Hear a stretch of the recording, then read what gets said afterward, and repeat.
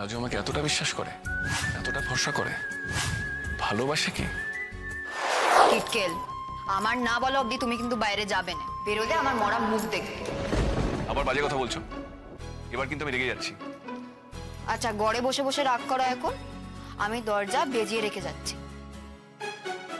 তোমাকে বিশ্বাস করে। দোহাই তোমার অন্যতা করো না।